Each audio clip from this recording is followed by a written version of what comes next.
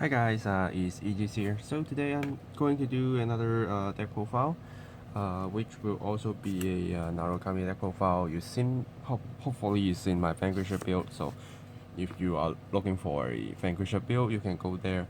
And today I'm actually going to do a Eradicators build. So this deck requires you to use fair bit of old cards, similar to Vanquisher. So in a way, if you keep playing Narukami, then it shouldn't be a big problem for you. But if you are new to Narukami, then you probably, when you see the list, then you will need to see what you actually need to pick up. So you don't need to actually buy like full sets of every old stuff, and you can just cherry pick something that you like, Vanquisher or Eradicators. But of course, if you like both, then you probably should already like get everything. So without further ado, let's get into deck profile without talking about the starter because it's just a starter. And of course, since it's a Eradicators, so we are running the old BR Gauntlet Buster Dragon. So this card is kind of disappeared for a while since we have Vanquisher, even though there are players that probably just check in one or two instead of the Tonic Drill, but I personally, when I build my older Vanquisher build, I actually prefer the Tonic Drill because I can stand it again. But Gauntlet Buster simply can gain 5k and crit per empty front row circle of your opponent's field. Is really big because you can just suddenly, if you go first, you just suddenly strike them with high crit, high power, and you just need one counter loss and one hand to basically wipe the front row so that you can always get the 5k and crit ready per circle. So nothing too much to explain on that because our key is the Dragonic Descendant. So this is a card that we need to feature for this deck because he got quite a few skills, and if you make use of it very carefully, it can be very strong. First skill is a permanent skill. When you ride this card, if your Vanguard before you ride in this card is a Eradicators unit, then for the turn, this card will gain all effects that the units that you ride on.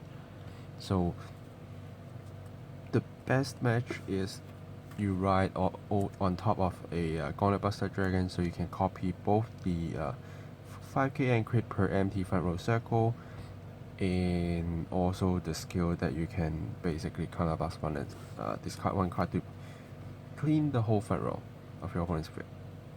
But not only that, if you ride on top of a Descendant, you can also copy Descendant skill, so you will have double of the skill that you can use. Because both of Descendant's second skill and first skill is a once per turn, but it didn't say same name unit can only use once. So you basically, if you have two of the same skill, you can just use them once each. And the second skill is a Vanguard Narukami circle skill by Soul Blasting 1. Choose one of your opponent's front row Regard, bind it, and your opponents will need to put one of their back row Regard move in front to a empty front row Regard circle. So it doesn't matter where that back row Regard is, they just need to move front to any empty front row circle. So this is big because there are units that always hide behind the Vanguard, and with old Narukami stuff, you usually just can't pull them up because they need to be like moving from back row to the same line to the front row, but now you can just pull them out. And since you got this skill, then you can next just wipe them. And the second skill is a Vanguard only skill. When this card attack didn't hit, by counterblasting one and discard one card, you stand this unit and -1 drive. So it's like basically the old Descendant, but he can't gain a crit like the old Descendant does. This is why you need to copy Gauntlet Buster to make sure even the first attack you can gain crit. And Worst of the worst, if you riding a Descendant on top of a Descendant, you can still stand it 2 times. So first attack with twin drive, stand, attack with single drive, stand, and attack with no drive. So this is still possible. So even riding over Descendant on top of Descendant is not like the end of the day. And since I'm only running 2 types of the Eradicators Great Freeze, and they are only the Great Freeze that I run, so your Descendant will definitely get some effects off. Okay, so we're entering grade 2s. First, of course, Cho, because you want to always do multiple attacks, and Cho can also help you to wipe some board. So even it's limited to 2, we will still be using him. And next is another key of the deck, which is Suitan. So this card, since we are actually running back Gauntlet Buster, he becomes a lot more valuable because he will gain 5k on himself and any of your Vanguard and Reguard Gauntlet Buster Dragon. So for each time you're going to bind your opponent's Reguard. So, but of course you need to have him on the field to activate that. But if you like say put one and your Vanguard is a Gauntlet Buster and you have a Reguard Gauntlet Buster, then when you bind one of your opponent's unit, then all 3 units get 5k. And the more you do, the more 5k you get. So pumping your Gauntlet Buster even further is very, very great. And even given a Reguard to have a high power, then sometimes your opponents just can't guard, and this might just be the final blow that you actually require. But one of the can't say is a weak point, but something that is not perfect for this deck is that when your Vanguard is Dragonic Descendant, even if it copies Gauntlet Buster's skill, it didn't copy his name, so the 5k will not be applying to your Descendant. This is something that you need to be very, very careful of, but still being able to pump regards 5k per Feral Regards that you, well, basically regards that you bind is massive. Also, he gets to draw if your opponent has no Feral Regard, and after this card finish attacking the Vanguard as a Regard, you put it in soul and draw 1. So even doing all sorts of high power attacks, and if you are lacking hands, you can just chuck him into the soul. Then since you need to use like Soul Blast for this, so that you can also draw yourself an extra card and survive for the turn. Then let's talk about some new cards as well. This is Spark Race Dragon. So at first, when I played this, I didn't actually play too much because his skill is more like a Vanguard skill to me. Because most of the time what I care is his first skill is when appears, look at top, get 5k, and look at top 5, search for a Eradicators card, add up to 1, reveal it to your hand, shuffle your deck. If you do, then discard 1 card. So he's here basically to help me pick up these guys. But since most of my deck content is Eradicators, so you will be able to pick something. And he will just become a 14k Vanguard when you ride him, so can't be bad.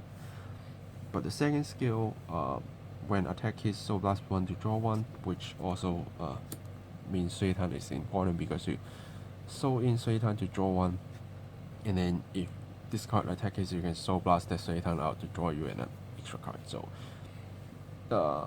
something that use souls and something that feel souls. So I think they kind of work together and quite nice. And then I am running 2 of this, I think it's Spile.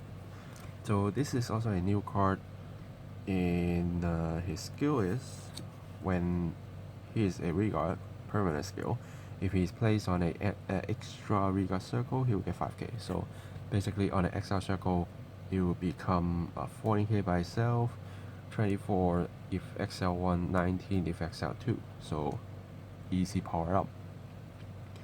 And when he appears on Vanguard and Riga circle, if you have an Eradicators Vanguard, discard one card and you can choose one of your opponent's Vanguard Riga and bind it, and then you draw one card. So you basically don't lose anything by using this skill, and this card doesn't require any counterblast, any soul blast, which you use souls here, you use counterblast here, you use souls here, so the resources is quite tight.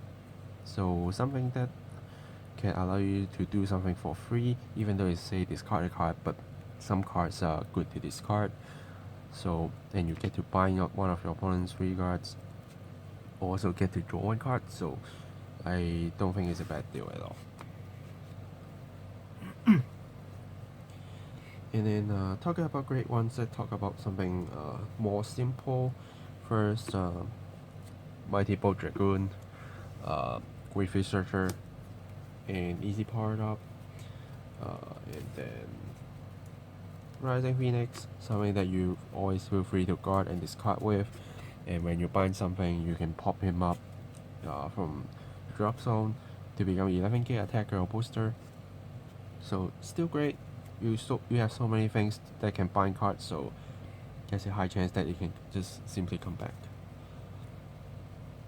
And then let's talk about something new. First, three of this new school. Yeah, so he got a very basic and simple skill. It's basically Vanguard and Riga circle when it appears. Look at top 5, search a Eradicators, add up to 1 reveal to your hand, shuffle your deck. If you do, discard a card. So kind of like a Great Researcher like this, but this also can kind of secure you a grade 2 ride if, like, in case you don't have a grade 2. But yeah, just something for safety. And if you get most of the pieces, then you can just feel free to use it to guard, use it to drop it for this, for this, for this. That doesn't matter. But if you need some key pieces, at least you get a chance to look at top 5 and find it.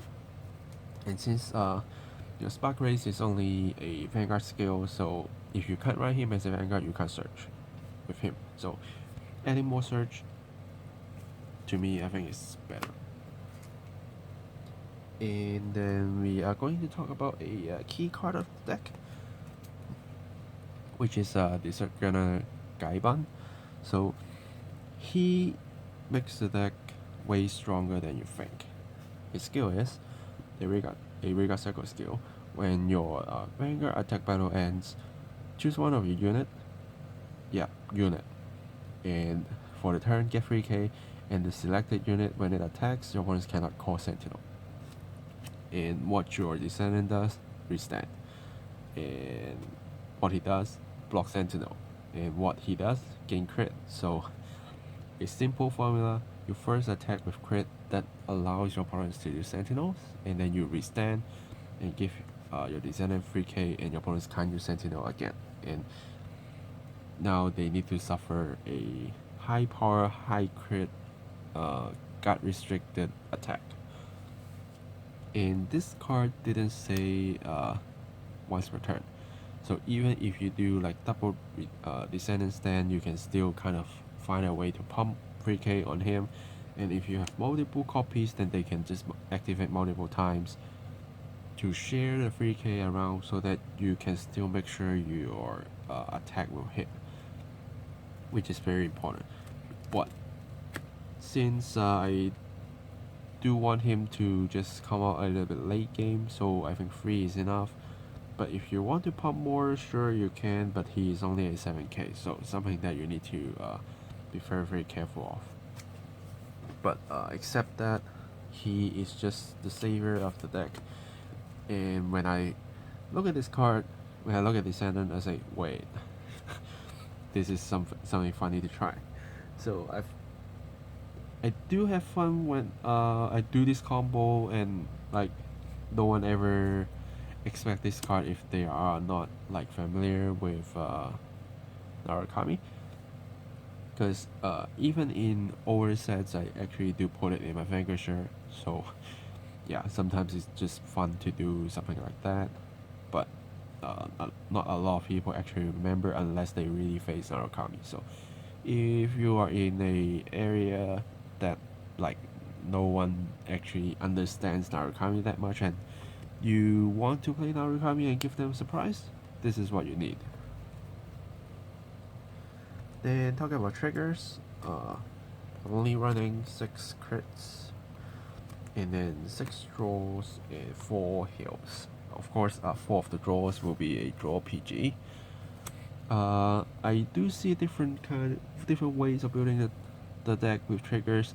Some do 16 crits, some do 8 crit, 4 draw. But while I'm testing, what I'm using is 6 draws because I always find myself need to search for some stuff and I need to discard something, and I don't want to discard my key pieces, and I am also searching for my key pieces, so that kind of makes me suffer. But if I increase my draw, then maybe I can kind of reduce the action on search that I need to, or even if I need to search, at least I have something that have a lower guide value that I can discard for. So, or maybe my hand size is big enough so I don't care what I need to discard. So that's why I'm running 6 draws.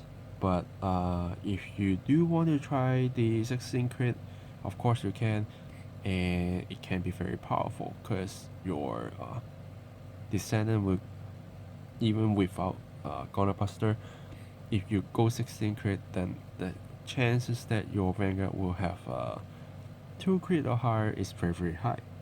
And with Gaiban on the field, your opponent is likely just going to suffer a lot as well.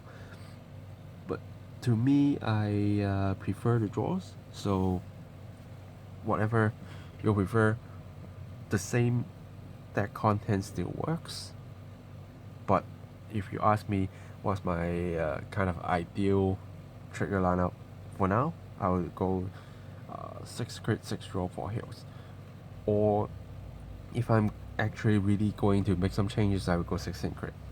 So it's like all or nothing. So make your choices and see what you like.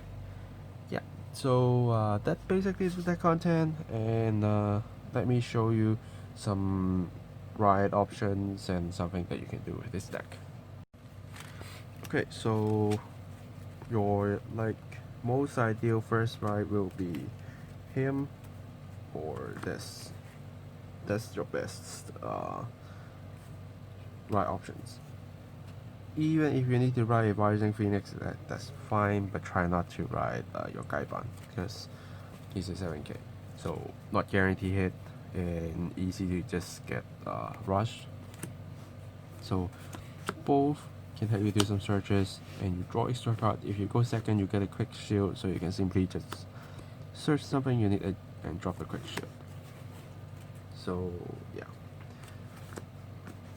And then when you enter grade 2s, of course, most ideals is this. And if you really have no choice, try to at least pick a Chogo, because this will be your important power up and drawing resources, so try not to ride this. But of course, if you can't choose, then of course nothing we can do. But most ideal, spark grades. And then when you enter a graveyard ride, best Gauntlet and then Descendant. But if you need to go Descendant and go Gauntlet, that is fine too. But once I ride a Descendant, I probably will only ride a Descendant again and again. And what I will put my Gauntlet will be on my Regard Circle and set on my Suitan and pump it up. So that way I have more threats to my opponent, and they need to find a way to clean basically everything, which will take a lot more effort. And try to place some Gaiban on the field, unless you see decks that will likely clean your board very easily, then you just play one Gaiban on the field. Just get prepared. If it's gone, the next turn call another one. If it's gone, then call another one. So don't spam them all out unless you know your opponent is not having any retiring power. Then you can just feel free to drop them all out. Yeah, then this, or maybe best is like this. Then at least if you say you already right on top of your Gauntlet Buster, then you can first use this skill, so blast 1, bind something out, pull something out, counter blast 1, discard a card, and clean them all out. Then probably, based on a normal matchup, then you'll be retiring, like binding at least 3 regards. Imagine if they are full. So you bind 1 from the front row, pull 1 out, and bind 2 after using Gauntlet Buster skill.